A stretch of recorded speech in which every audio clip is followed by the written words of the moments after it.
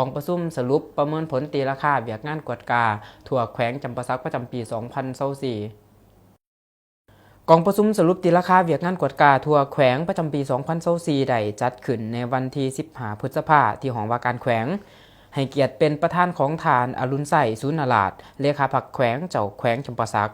มีทานประดิษฐ์วรรณรัศมีคณะประจำพรรคแขวงประธานกวดกาพรรคแขวงมีห้องประธานคณะกวดกาพรรคแขวงมีประธานคณะกวดกาคณะพรรคหักฐานแผนกการนครปักเซและเก่าตัวเมืองเขาห่วมในกองประชุมทานประดิษฐ์วรรณรัศมีประธานคณะกวดกาพรรคแขวงได้สรุปตีราคาให้หูเกี่ยวกับเวียกงานกวดกาทั่วแขวงจำปาสักประจำปี 2024 ซึ่งมีหลายด่านสามารถจัดตั้งปฏิบัติได้อย่างมีผลสำเร็จเป็นต้นแมนการติดตามกวดกาโครงการลงทุนของรัฐได้กวดกาโครงการลงทุนของรัฐที่มีมูลค่า10ตื้อกีบลงมาอยู่แขวงจำปาสักมีทั้งหมดจำนวน15โครงการมูลค่าที่สภาหับห้องทั้งหมด 83.3 ตื้อกีบมูลค่าตามสัญญา 89.8 ตื้อกีบอยู่แขวงจำปาสัก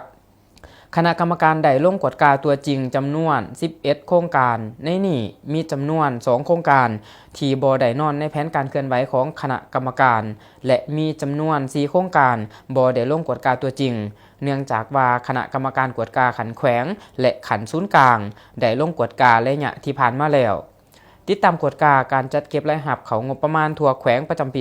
2024 ปฏิบัติได้ทั้งหมด 3,075.18 ตื้อกีบเทียบใส่แผนดัดแก่เท่ากับ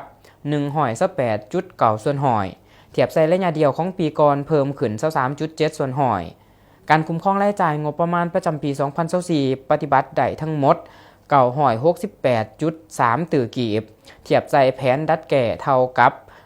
99.78ส่วนหอย